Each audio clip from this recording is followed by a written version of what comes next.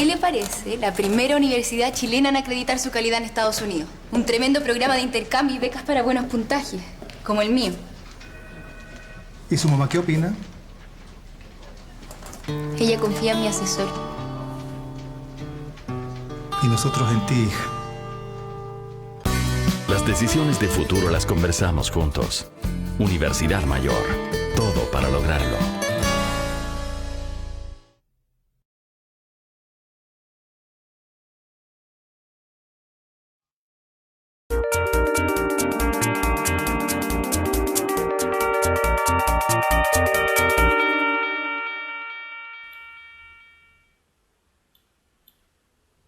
Muy buenas tardes, chicos y chicas. ¿Cómo se encuentran ustedes el día de hoy? Yo me encuentro estupendamente bien en un día soleado como me gustan a mí. Luego de este fin de semana largo, les doy la bienvenida a puntajenacional.cl en vivo, preuniversitario online, gratuito, esperamos que sea de calidad e intensivo. ¿Cómo están? A ver.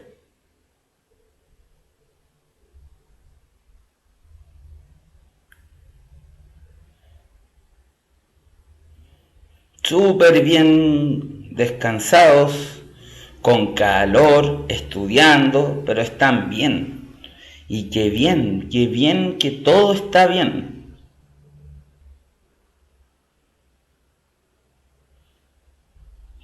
Calor, ¿cierto? Pero bueno, a mí en lo personal me agrada mucho más, me pone mucho más contento este calor que los días sin tanta luz. Pero en verdad es porque tengo una necesidad súper grande de tener mis días iluminados.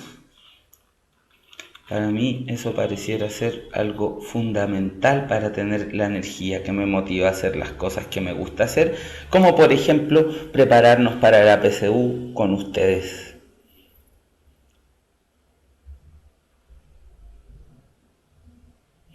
Sí, hay harto sol, se constata en el reflejo que tiene el sol del atardecer con una ventana que se encuentra enfrente de aquí y que recae justo en una de las zonas más prominentes de mí, que es mi frente. Y claro, eso se nota, ¿cierto?, bastante en la imagen. ¿Desde dónde nos están viendo hoy día?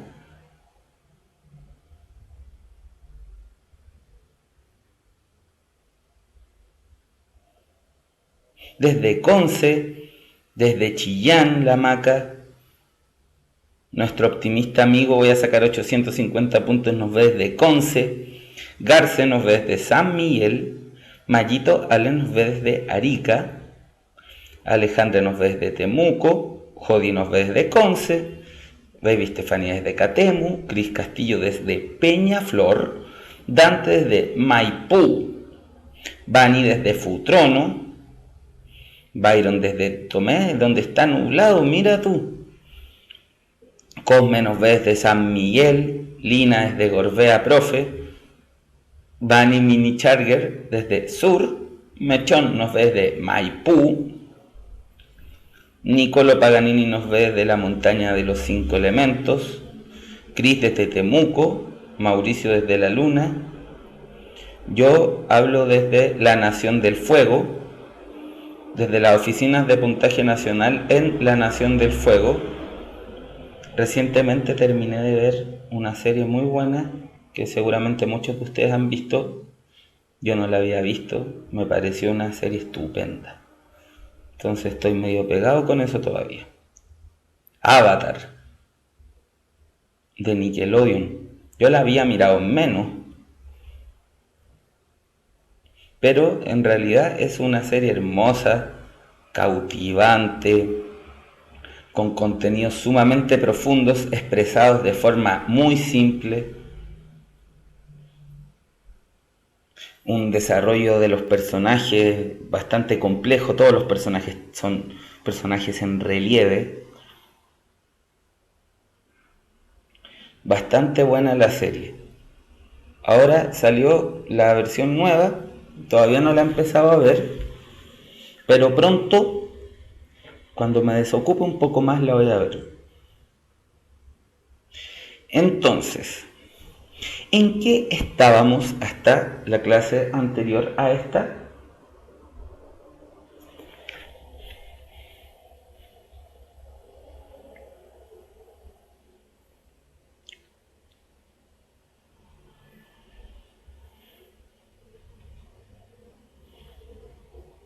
Medios masivos de comunicación.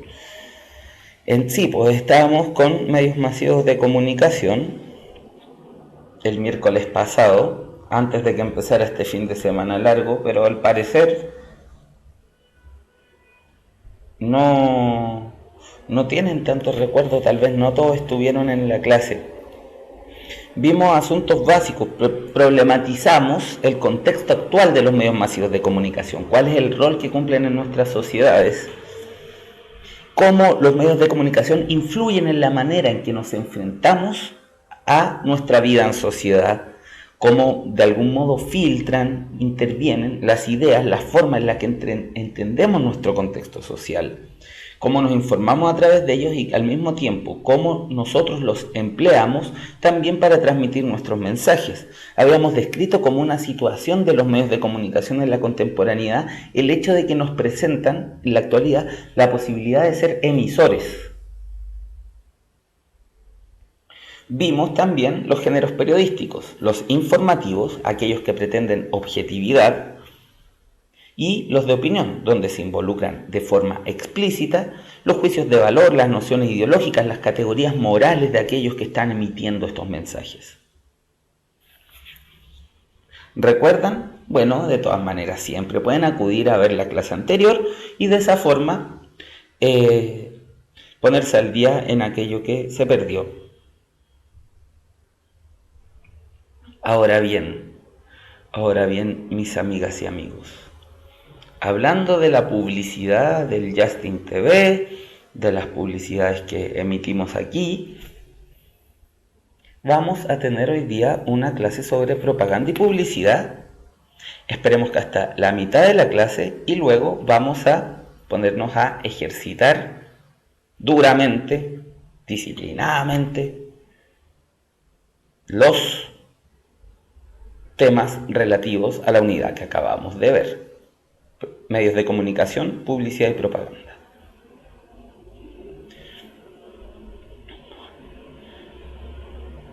No, amiga Connie, esta no es la clase de química, esa fue antes. Creo que empieza a las 4:45.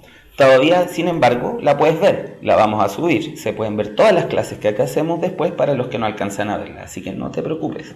Pero esta es clase de lenguaje.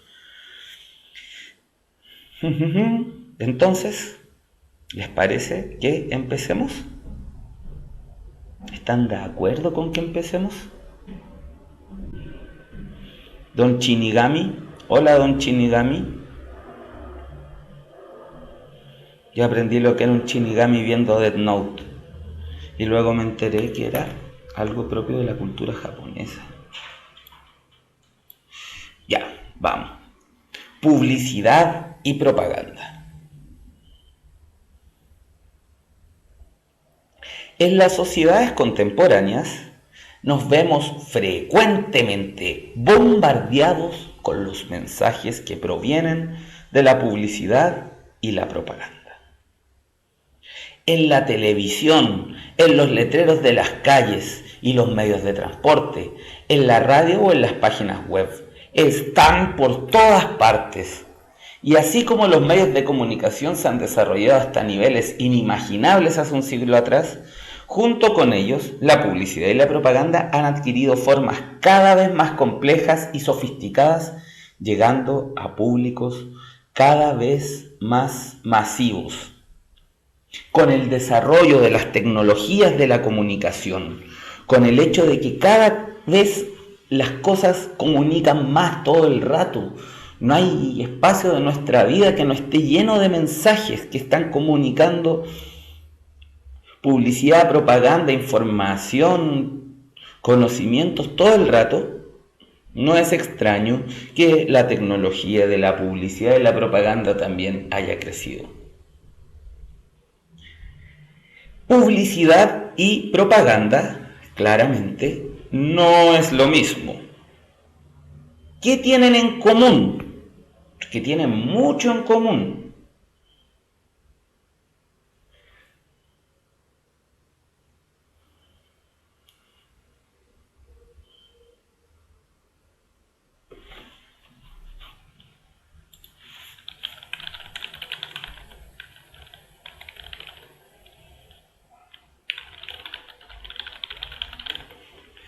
¿Qué tienen en común la publicidad y la propaganda?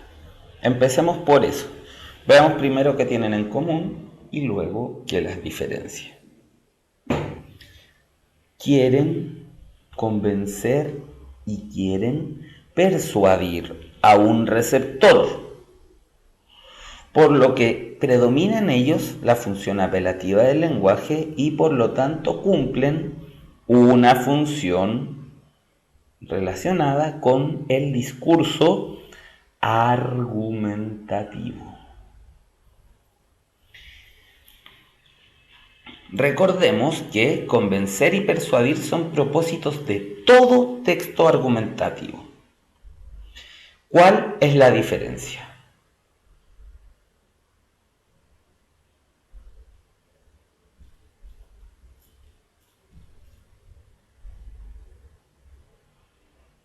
¿Cuál es la diferencia entre convencer y persuadir?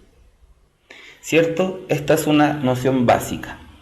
Convencer apela al código de la racionalidad, a aquello que a influir en la opinión y la conducta de otra persona por medio de recursos lógicos, discursivos lógicos, que pueden ser comprobables, que pueden ser evaluables, etc.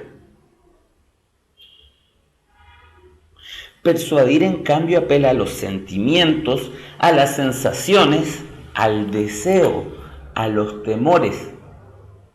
Persuadir apela a la parte irracional que todos los seres humanos tenemos pujante dentro nuestro. En el fondo, la diferencia entre convencimiento y persuasión no es sino la reproducción de esta pareja conceptual tan antigua como es la razón y la pasión. Disuadir, en cambio, es la persuasión en su sentido contrario.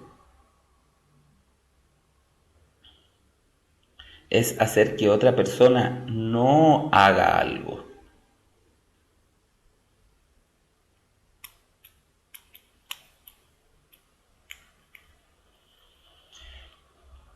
Entonces, si Juan quiere vender una limonada, puede convencer a sus compradores dándole buenas razones que expliquen cómo la limonada hace bien a la salud.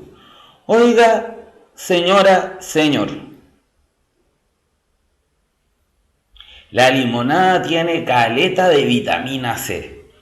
¿Usted sabe que consumiendo frecuentemente vitamina C se vuelve menos propicio al resfriado?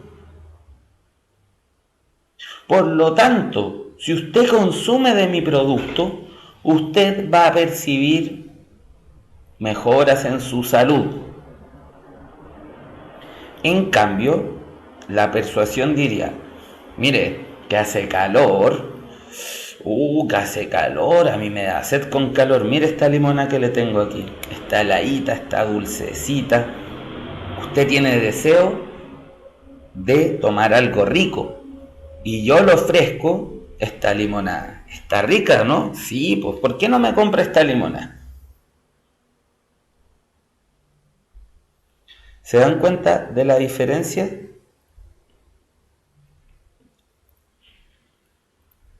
Por un lado tenemos el convencimiento, que emplea las vías racionales. Por otro, la persuasión, que apela a la emoción, al deseo, a las sensaciones, a los temores. Como dije, disuadir es lo contrario a persuadir en el sentido que es para que alguien no haga algo. No haga algo.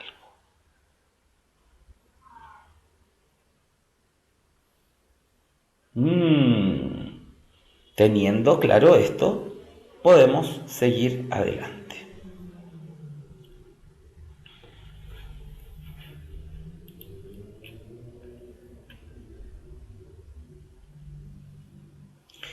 La diferencia entre publicidad y propaganda. La publicidad corresponde con aquellas técnicas de comunicación social que se emplean con el objetivo de fomentar el consumo de un bien, mercancía o servicio. El efecto que se busca de un aviso publicitario es generar la necesidad o el interés sobre un producto o servicio, estimulando a un intercambio económico de por medio. La publicidad busca un intercambio económico, la venta de un servicio, producto o mercancía. La propaganda, en cambio, busca la adherencia a ideas, ideologías, posturas morales o conductas sociales. Busca que el receptor adhiera consciente o inconscientemente a determinadas formas de ver el mundo.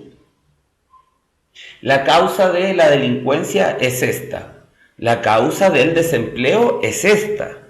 Si yo cambio esto, ya no va a haber delincuencia. Si yo cambio esto, ya no va a haber desempleo. Eso depende de una visión de mundo, ¿cierto? No es algo que esté dado o que sea obvio. Hay distintas visiones de mundo compitiendo por explicar qué es la sociedad, cuáles son sus problemas y cómo estos problemas irían a ser resueltos. La propaganda entonces difunde ideologías. Las ideologías son las visiones del mundo por el medio del cual valoramos las cosas, nos construimos una visión de la sociedad y nos hacemos una visión de lo que es necesario hacer para mejorarla. También buscan adherir a conductas, no fumar, cuidarse del SIDA y de las infecciones de transmisión sexual, no contaminar, preferir productos biodegradables, el reciclaje. En ese sentido, la propaganda incentivaría a ciertas conductas que tienen un impacto dentro de la vida social, el medio ambiente, la propia salud, etc. Así es, Nacho Lel, es propaganda lo que tú dices.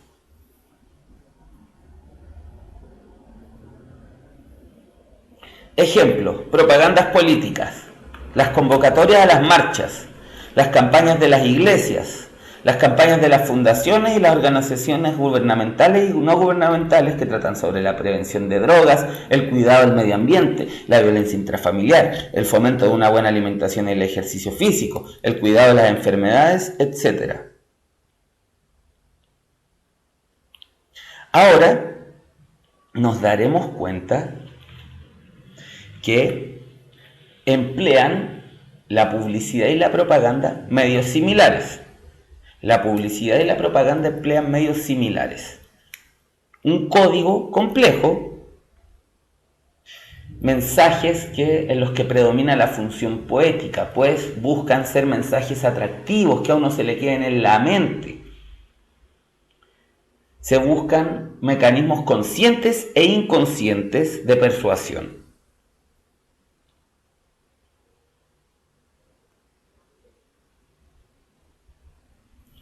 Se utilizan entonces distintas formas de lenguaje, distintas formas de comunicación para que el objetivo de la propaganda o la publicidad pueda ser llevado a cabo. Hay muchos y distintos tipos de lenguajes. Y lenguajes hay muchos. Y dentro de ellos hay uno que requiere profesionales con verdadera vocación para enseñarlo.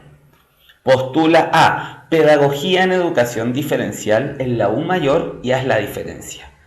Chequea las formas de ingreso en umayor.cl.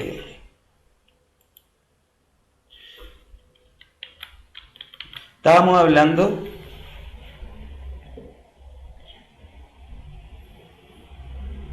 a ver Ya, Pipe hizo una pregunta súper buena. ¿En la propaganda predomina la función apelativa por sobre la función poética?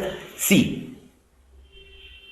¿Por qué? Porque el principal objetivo es convencer o persuadir antes que hacer un texto bello. Pero en segundo lugar está la función poética porque se vale de formas creativas para poder transmitir el mensaje de la manera más eficiente y atractiva posible.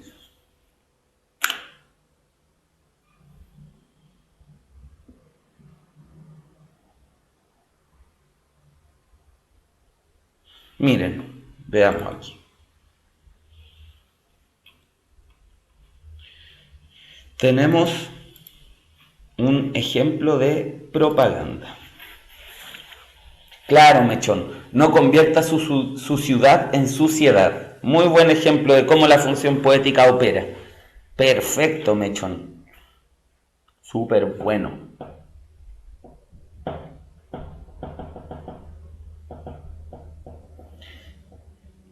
Un río limpio es un río divertido.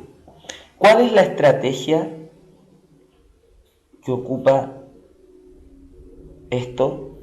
Esta es una propaganda de una organización ecologista de Milwaukee, en Estados Unidos, que vela por la limpieza del río. El río lo vemos medio sucio.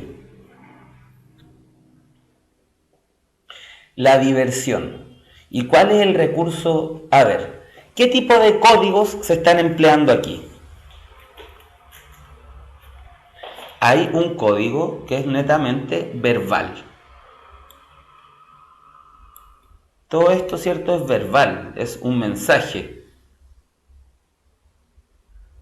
Pero hay uno visual iconográfico, en la que de hecho podemos ver una figura literaria puesta en este recurso visual iconográfico. ¿Qué figura literaria? Si yo les pregunto, ¿qué figura literaria está presente aquí?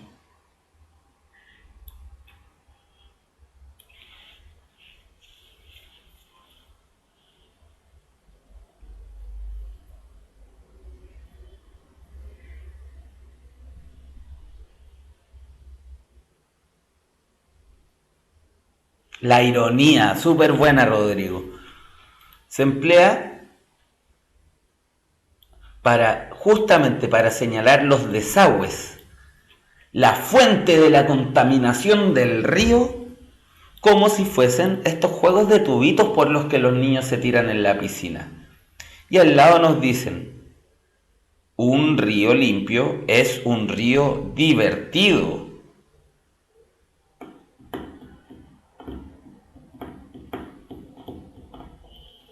Entonces vemos, hay varios códigos, código verbal, código visual, iconográfico, hay empleo de un recurso retórico, de una figura literaria, que es la ironía, en la relación de esto con esto, mientras vemos cómo de aquí de los desagües sale agua cochina. Lo podemos ver por el color de aquí.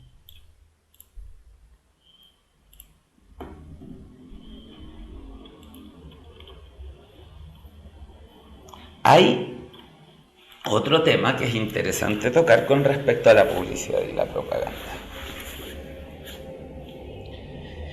La publicidad y la propaganda emplean estereotipos sociales para llegar a determinados segmentos de la sociedad.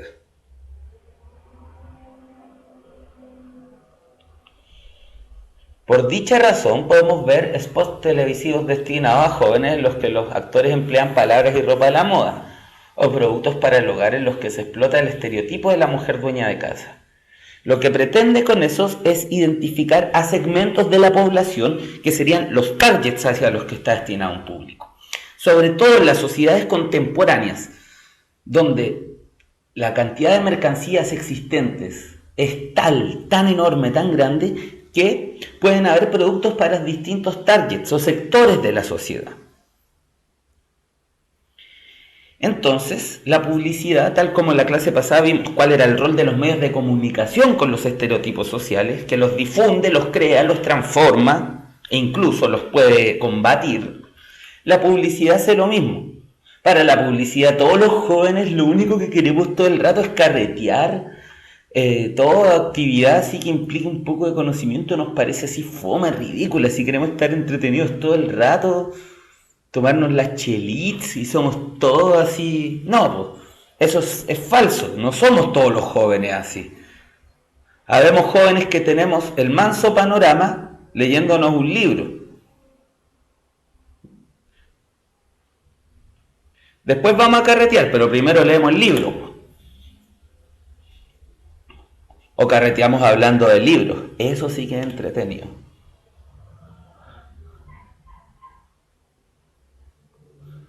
Pero, ven, hay una visión estereotipada de la juventud, como si uno fuese equivalente a una sola visión o manera de ser joven. Pero al mismo tiempo aquí, por ejemplo, a mí me resulta súper interesante la propaganda de Virgin. La publicidad de Virgin. Porque se agarra del estereotipo contrario, del joven que está cabreado de ese otro estereotipo. Me pareció súper interesante en ese momento, cuando apareció.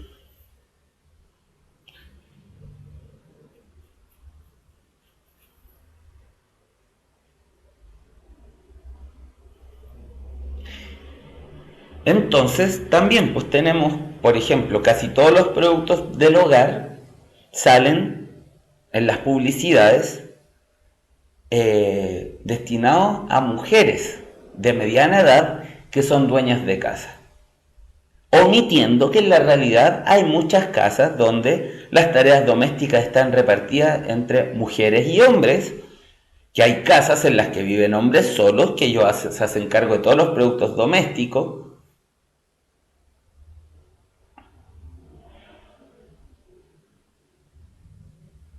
etcétera.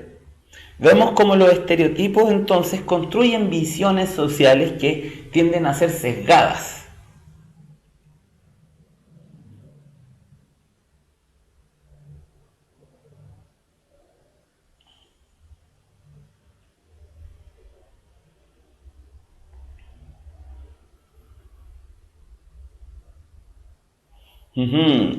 ¿Algún comentario que quisieran hacer sobre esto?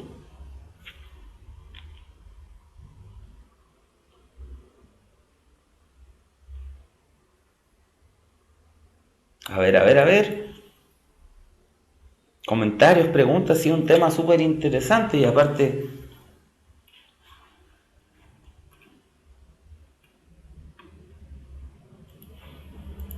todos vemos tele, así que todos tenemos de dónde sacar. Yo veo súper poca tele, pero durante mi infancia vi horas y horas de televisión. Veía monos todo el día.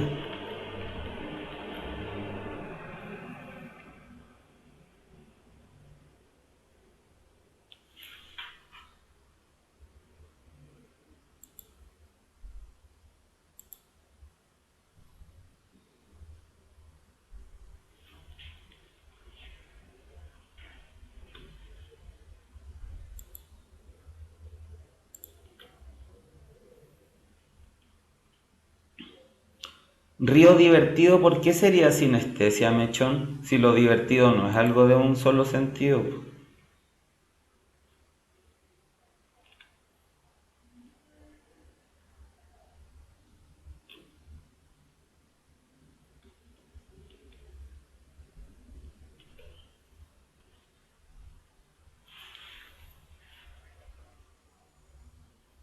Cuando se ocupa a una celebridad en publicidades o propagandas, hay que evaluar si esa celebridad o autoridad tiene o no tiene relación con lo que se está diciendo.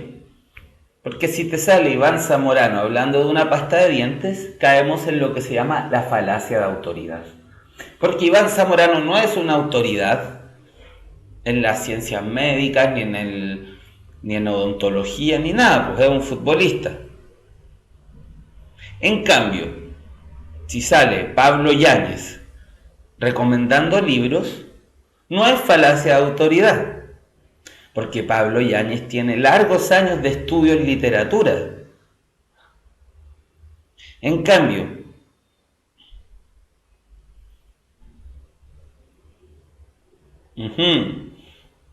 el yogur de la Diana Boloco también es una falacia de autoridad, pues si Diana Boloco no es nutrióloga ni nutricionista.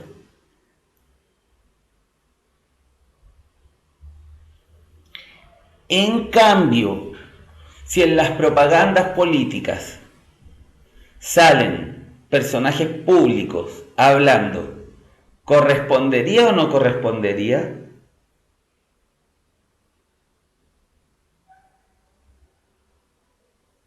En estricto rigor, sí. Porque en una democracia se supone que todos los ciudadanos son competentes para hablar de política. Por lo tanto, cualquier persona es adecuada para dar su opinión públicamente. En tanto, al menos en el papel, todos los ciudadanos seríamos iguales.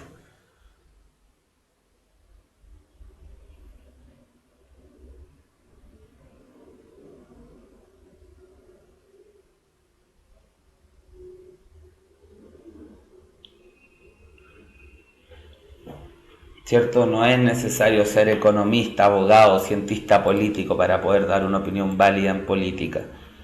Se supondría que todos estamos habilitados para hacerlo. Ya.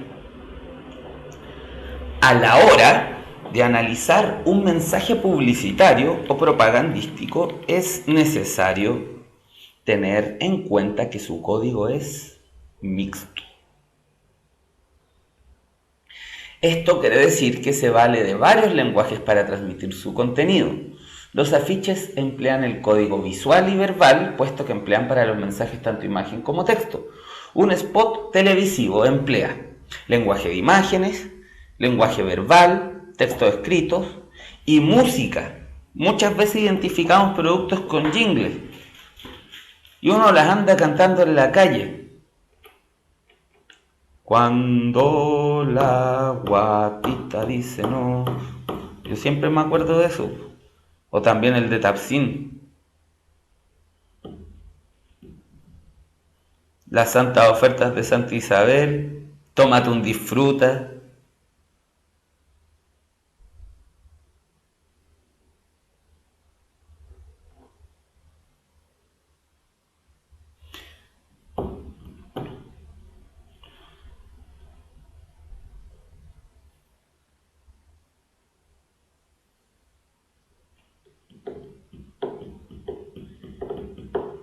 ¿Ven?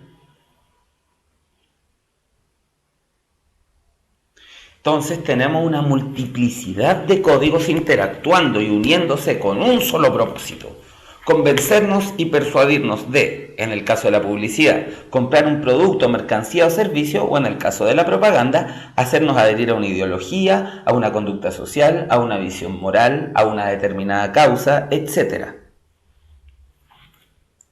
¿Les va quedando claro esto? Pues no creo que sea tan complicado y además es sumamente interesante de conversar.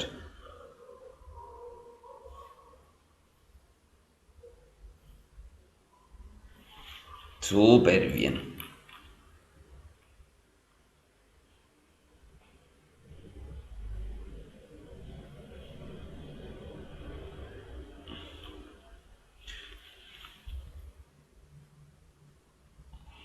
Por ejemplo, esta publicidad, analícenla. ¿Qué estrategia se emplea para convencernos? Es una publicidad de un helado que es de chocolate y frambuesa.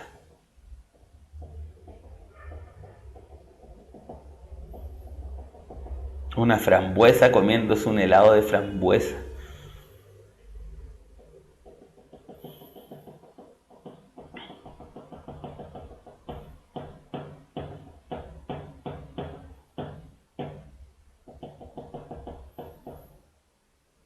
Canibalismo, una cosa rica que le gusta eso, un Pac-Man comiéndose un galletón de la Junae.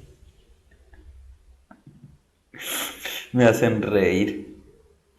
Claro, buena Stephanie. Ni la propia frambuesa puede resistirse a comer el helado de frambuesa. Canibalismo frutal. ¿Qué nos pasa con esto? Función poética. Primero nos extrañamos. ¡Oh, qué raro lo que vemos! ¡Oh, qué rico el helado! Vemos, ¡ah, ja, ja, ja, ja! La frambuesa no puede resistir a comer helado de chocolate con frambuesa. ¡Ja, ja, ja, ja!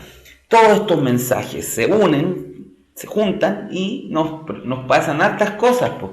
Nos dan ganas de comer el helado, hace que recordemos el helado, pasan muchísimas cosas.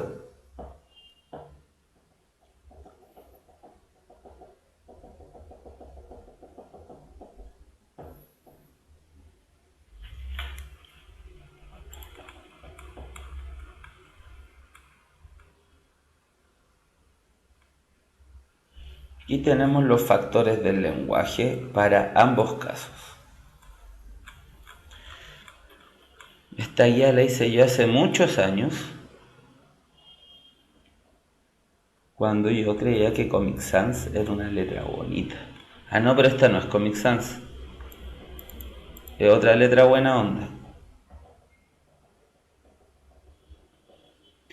Miren, en la publicidad tenemos emisor, empresa o compañía que desea publicitar un producto o marca.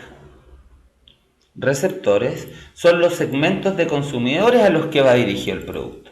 El mensaje es propiamente un aviso publicitario. El contexto, una sociedad en un momento histórico determinado. El código es mixto, de acuerdo al canal que se emplee, se mezcla lo verbal, lo visual, lo musical.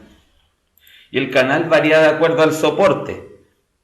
Un comercial televisivo, un afiche gigante, un injerto en los diarios, etc. Eso es la publicidad, la propaganda.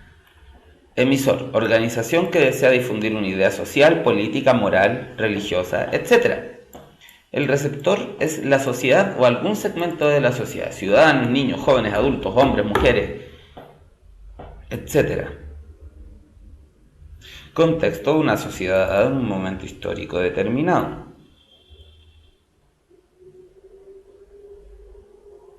¿Qué pasó, jamona de pavo? Que da una manifestación tan grande de sorpresa. El mensaje es un contenido ideológico que se desea transmitir. El código es mixto y el canal también, pues depende. Así hemos terminado de ver lo relativo a propaganda y publicidad. Entonces, yo, Pablo Yáñez Berríos, les propongo que antes de pasar a la segunda parte de la clase de responder preguntas, vayamos a nuestra pregunta desafío para poder hacer la revisión de preguntas de una sola vez. Entonces, siendo las 19:12, nos vamos directamente a la pregunta de desafío, que es presentada a ustedes por Universidad Mayor. Yo estaré de vuelta en 10 minutitos para seguir con ustedes. Nos vemos.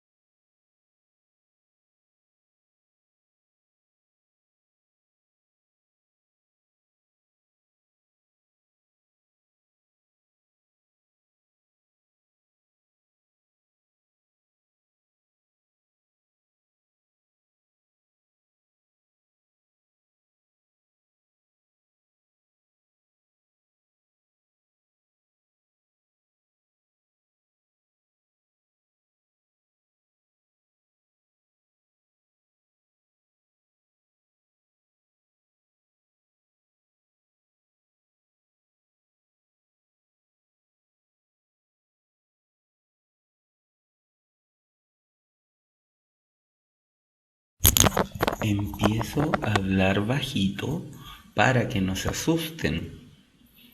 Ahora que ya nos asustaron, puedo decir que volvemos con la pregunta desafío presentada a ustedes por Universidad Mayor. Y nos vamos a nuestra pregunta desafío.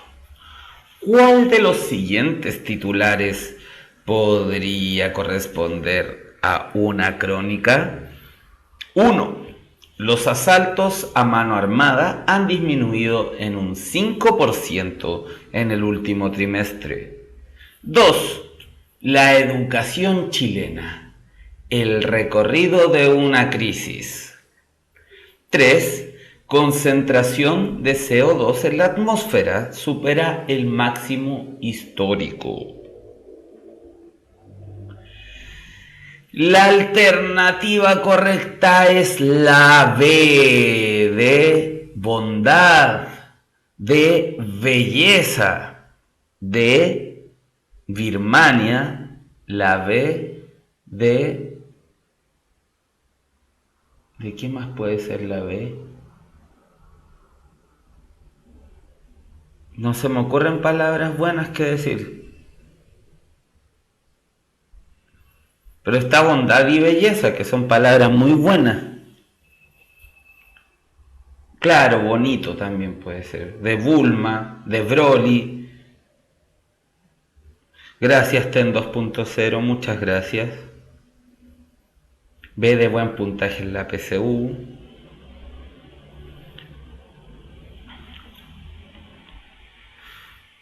B de verdad, verdad. Me debería banear yo mismo por lo que acabo de hacer en el chat. Bueno, ¿por qué es la B? Les voy a explicar. La crónica es un género periodístico que consiste, al igual que la noticia, en presentarle al público una información sobre un hecho. Ciertamente, sin duda eso es así. Ahora, la diferencia es tal vez en la estructura. Por un lado, la noticia tiene una predominancia del modo expositivo, transmite datos. La crónica, como lo dice el nombre, viene de cronos. La crónica se ejerce por medio de una narración.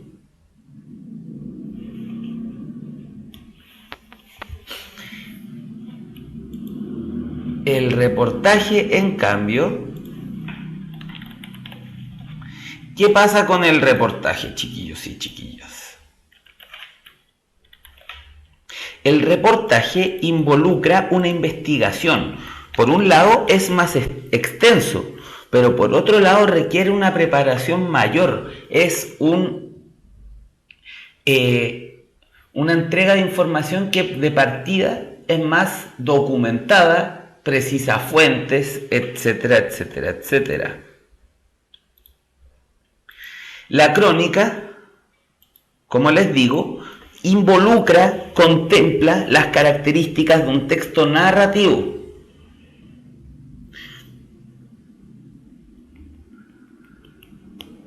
Entonces, el primer enunciado y el tercer enunciado dan cuenta de un texto donde solo se nos va a entregar información. En cambio, el segundo enunciado nos advierte que va a haber una exposición cronológica de algo. Va a haber un relato sobre el tema que se está exponiendo. Desde ese punto de vista, vamos a tener que solamente el enunciado número 2 podría corresponder con una crónica, al menos con la información que se nos deja saber aquí.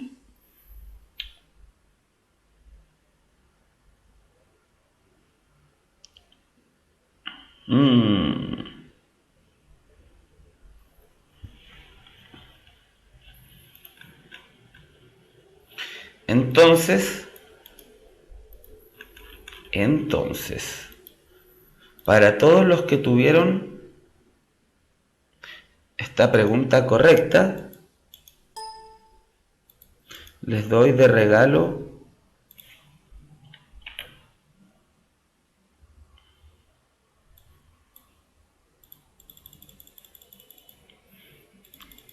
a nuestro nuevo amigo gigante.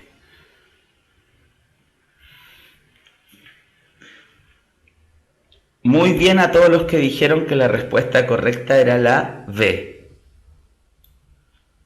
Todos estamos cautivados por el monito, por el monstruo. Ya. Esta fue nuestra pregunta desafío. Ahora vamos a responder preguntas que yo extraje del banco de preguntas de nuestro sitio de www.puntajenacional.cl.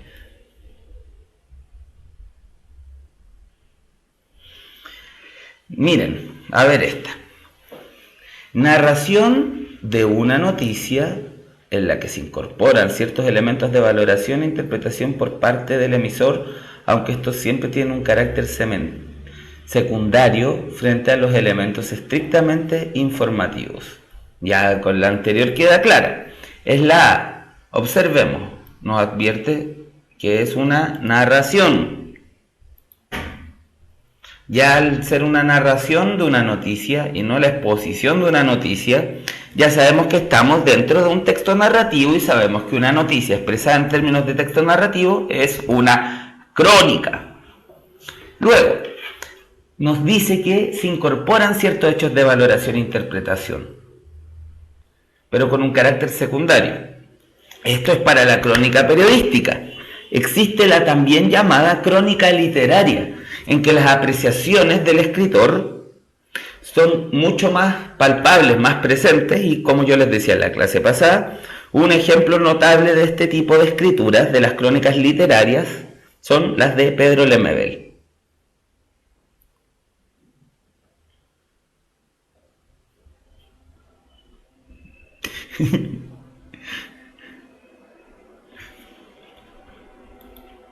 Pónganle atención en la clase, están súper buenos los dibujos que están poniendo, pero este tiempo es irrecuperable. Se aproxima la PSU. Miren, tengo que bajar. O, más bien, puedo achicarme. Ahí sí, ya. Un problema ético actual que se manifiesta en los medios masivos de comunicación es irrumpir en la vida privada de las personas imponiendo conceptos y estilos de vida, propiciar el conocimiento ilimitado al mostrar diversas realidades, desconocer la existencia de clases sociales, etarias y genéricas con el fin de formar opinión pública, representar la realidad imitándola con el fin de crear un mundo paralelo en el que los receptores puedan participar, exhibir situaciones extremas para obligar al público a la aceptación de ellas. Salió en la PSU del año pasado y la alternativa correcta es la A.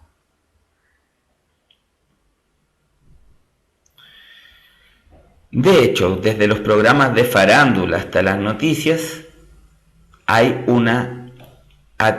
la línea entre lo privado y lo público se vuelve más tenue, pero al mismo tiempo dejamos que los mensajes de los medios de comunicación entren en nuestros propios hogares, los asumimos por ciertos, tomamos decisiones en torno a ellos. Vemos entonces que tienen una tremenda responsabilidad, dado que son la vitrina por la cual la mayoría de los mortales miramos el mundo, o de los mortales en Chile. Pues me imagino que hay países en los que la gente no está tan expuesta a los medios de comunicación de masas. No deben ser tanto a esta altura de la historia, pero deben haberlo. Que alguien me lo corrija.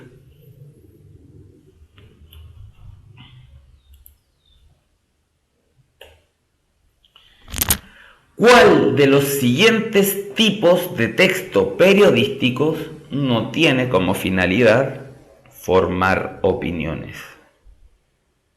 A. Reseña. B. Columna de opinión. C. Crítica. D. Manual de PSU.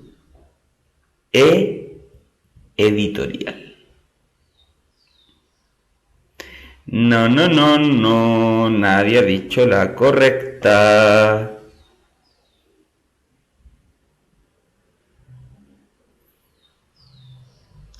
El manual de PSU no es ni siquiera un tipo de texto periodístico y la pregunta nos está pidiendo un tipo de texto periodístico. Por lo tanto, si les hubiese salido esta pregunta en la prueba, se hubiesen equivocado. Fíjense en el enunciado. ¿El enunciado qué pide? Pide un tipo de texto periodístico.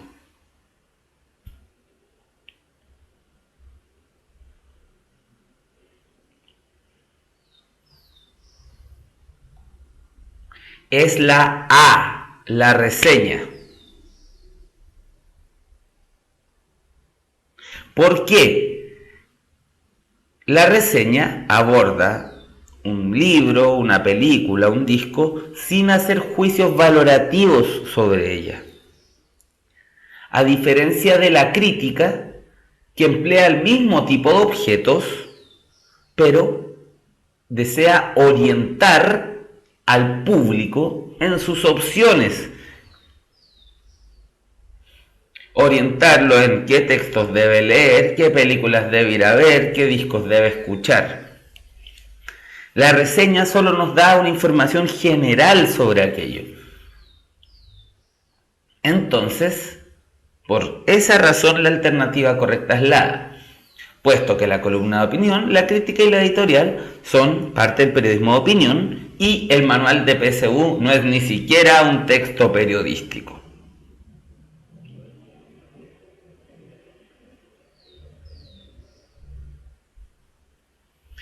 Pero profe, las reseñas por lo general la intención es llamar la atención para que sea efectiva, ¿no? No necesariamente.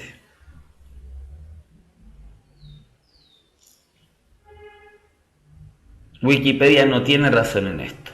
Al menos para lo que corresponde a la terminología común que se mueve el Currículum Nacional de Lenguaje y Comunicación, reseña y crítica son dos cosas distintas.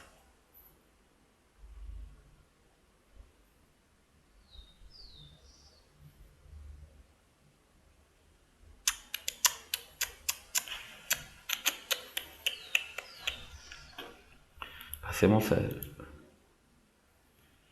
Ya. A ver cómo les va con esta. Léanla ustedes, yo también la voy a leer.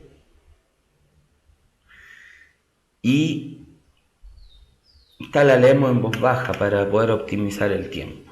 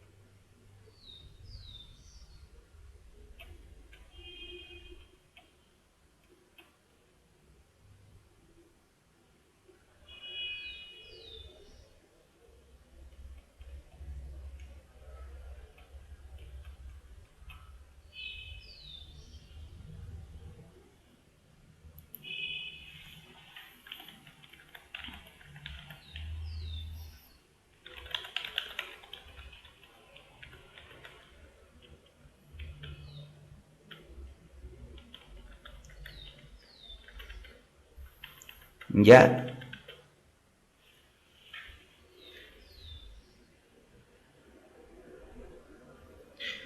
¿Cuál de los siguientes párrafos corresponde con un lead?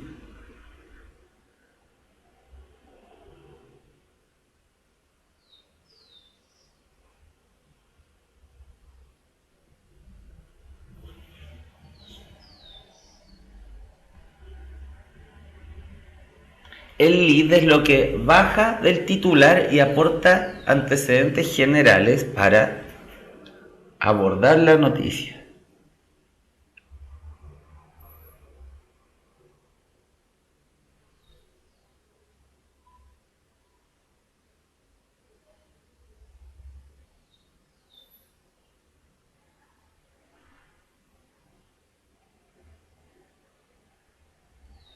El epígrafe es lo que va arriba del titular, luego viene el titular, luego viene el lead y luego viene la entradilla, que es el primer párrafo en el cual la noticia se resume. Y luego vienen antecedentes más particulares, como lo que encontramos en el 3. El 2 corresponde con una entradilla. Aquí se resume la noticia. Aquí en cambio en la 1 se detallan más antecedentes que acompañan al titular. Por lo tanto es A, solo 1. La B, la 2 correspondería con la entradilla porque está resumiendo la noticia.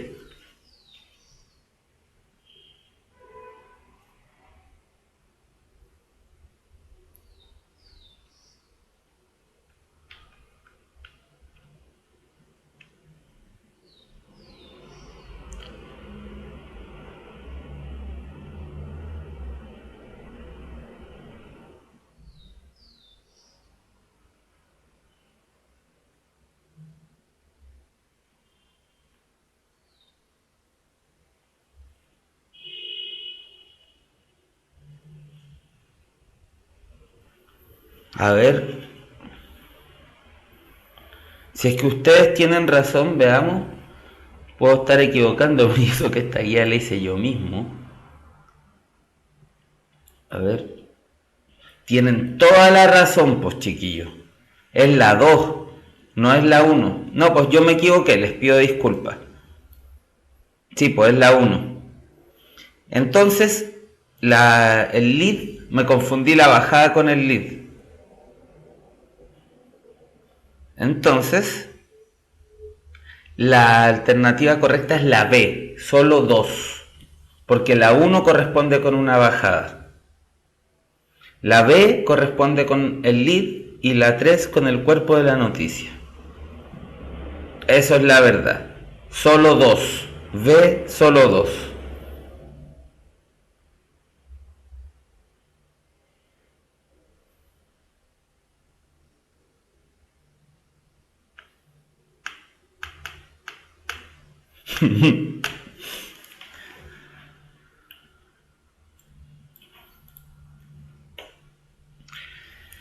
Trabajo periodístico de carácter informativo y documental referente a un personaje, un suceso, un descubrimiento o cualquier otro tema.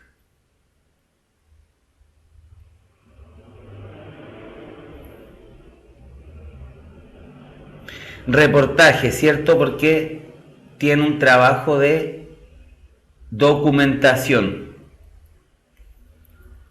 Ahí está la clave. Muy bien, chicos.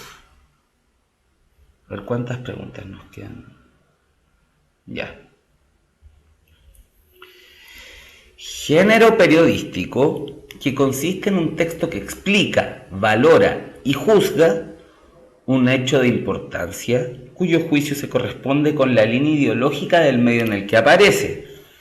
La definición anterior corresponde a un A, carta al director, editorial, crítica, artículo de opinión y crónica. La B, ¿cierto? Es la editorial. Ya. Hasta aquí llegamos con las preguntas de contenidos. Ahora vamos a pasar a una pregunta de comprensión lectora sobre textos periodísticos. Y cuando la terminemos, nos podemos ir para la casa.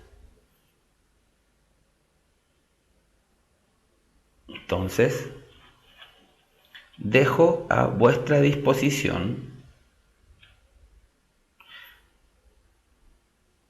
el texto que vamos a emplear. Voy a desaparecer para que lo puedan leer.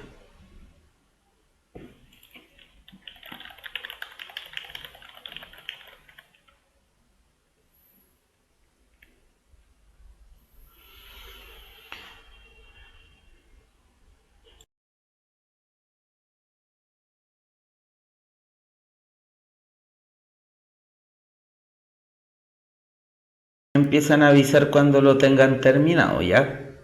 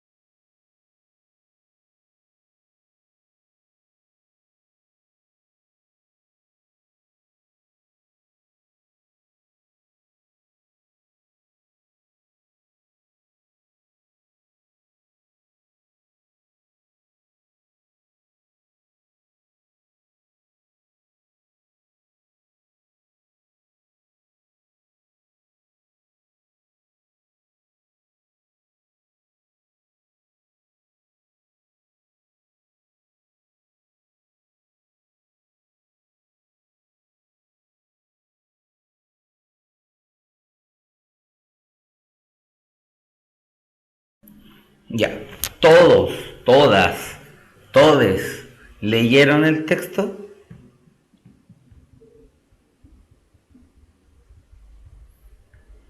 Ya, vamos a las preguntas.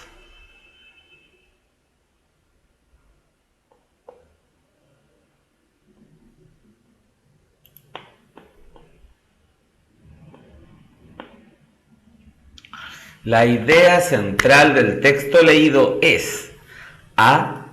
La actitud que asumen los lectores ante la noticia. B. Los estilos periodísticos del editorial de un medio escrito. C. La línea programática que tiene el editorial en los periódicos. D. Los tipos de periodismo existentes en el mundo occidental. E. La relación entre el periodista y el lector de periódicos. B, ¿cierto? Los estilos o modos periodísticos del editorial de un medio escrito. Queda claro, primero se dice que hay tres, luego se dice cuáles son esos tres, luego se caracteriza con qué época y tipos de medios se corresponde cada uno.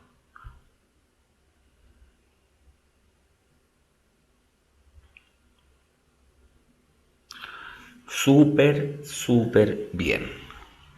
La siguiente. Esta es la que anticipó nuestra querida jamona de pavo. ¿Qué relación existe entre el párrafo 1 y los tres siguientes?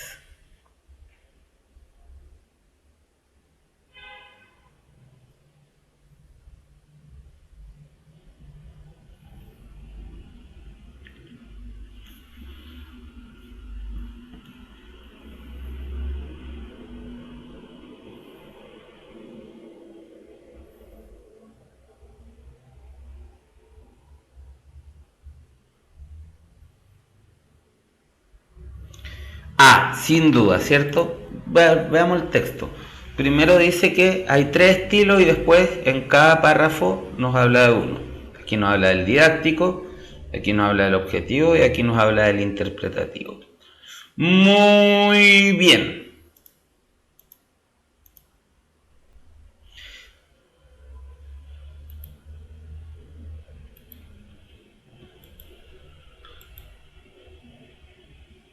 En el párrafo 2, el emisor sostiene que 1. El estilo didáctico es el que mejor sirve para editorializar.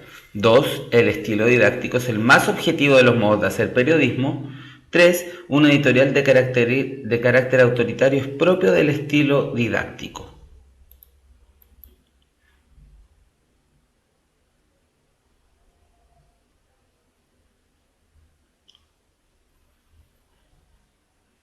La 2 sabemos súper bien que no es, porque dice que el segundo estilo es aquel. Volvamos al texto si quieren.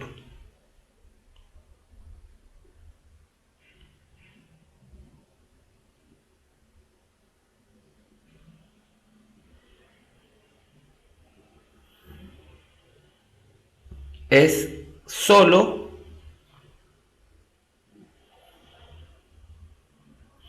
a ver.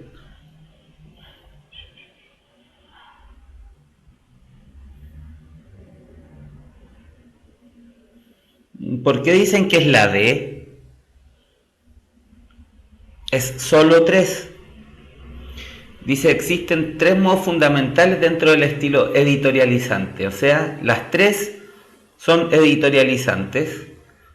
Los objetivos son los segundos. Una característica que solamente del estilo didáctico es la de tener un carácter autoritario. Ya. Y la última pregunta del día. En el párrafo 2 se afirma que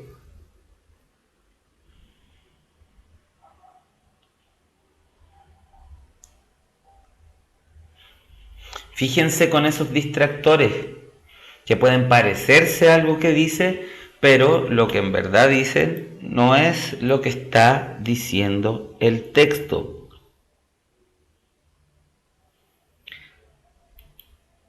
Recuerden que el lenguaje puede ser utilizado para propósitos muy extraños y el cuerpo también tiene su propio lenguaje. Si quieres aprender a usarlo, toma una decisión de futuro y postula teatro en la Universidad Mayor. Entra a admisionmayor.cl e inscríbete en las audiciones. Universidad Mayor. Todo para lograrlo.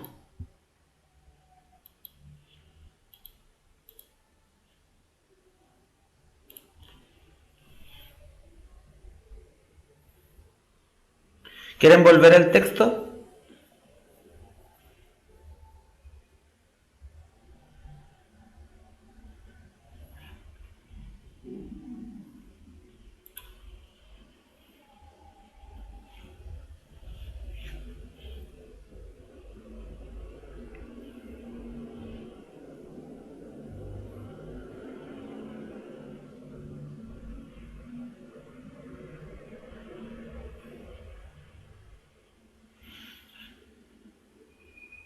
¿Vuelvo a las alternativas? Ya.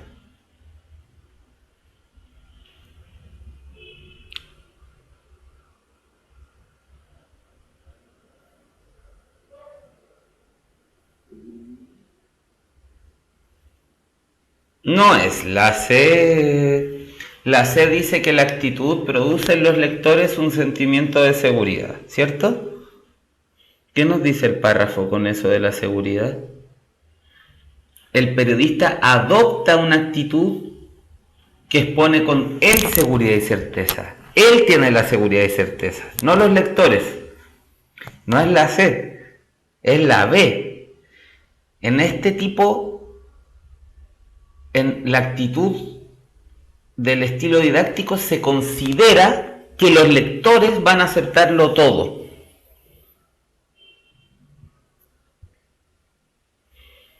Pero no sufran.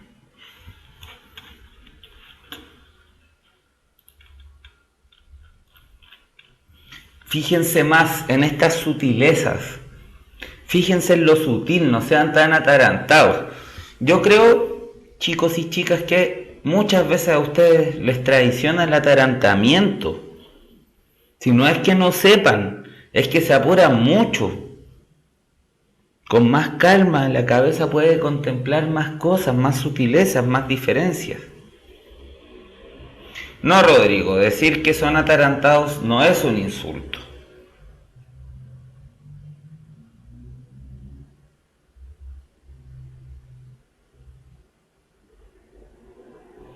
Sí, pero si se atarantan mucho, puede que dejen de ver algo. Cuando yo di la PSU, la leí 2 veces y ahí la contesté.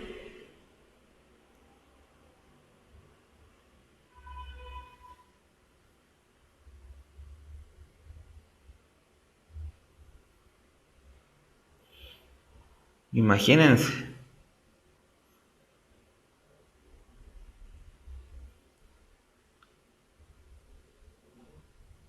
Pero cuando di la PSU yo estaba saliendo del colegio, pues.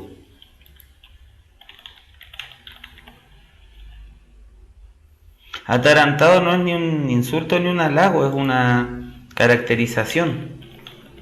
Al menos cuando a mí me decían atarantado era porque me apuraba.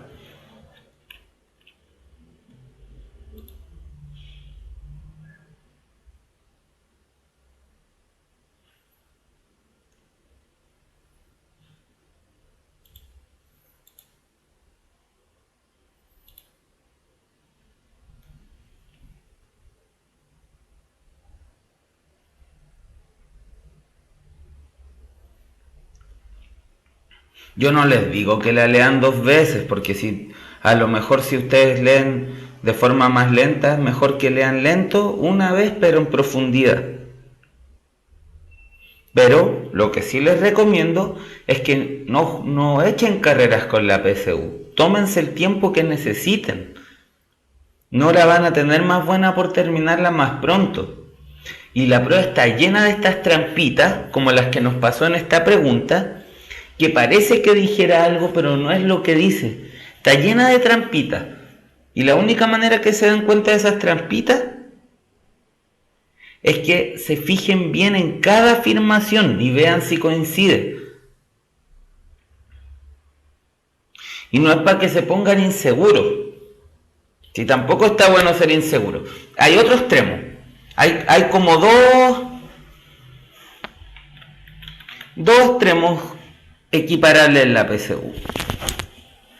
El primero de ellos es ser muy apurón y hacerlo como todo No. Pero hay otro extremo que tampoco es bueno, que es ser muy inseguro. Créanle también a su intuición, solo que reflexivamente. Tampoco la idea es que se queden pegados en una. Busquen un equilibrio entre ambas actitudes.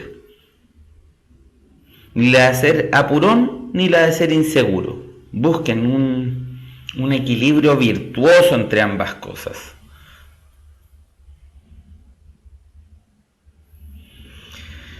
Así, chiquillos y chiquillas, hemos terminado la clase del día de hoy, que espero que les haya gustado tanto como a mí me gustó hacerla. Cuídense mucho. Nos vemos el miércoles y que estén muy bien.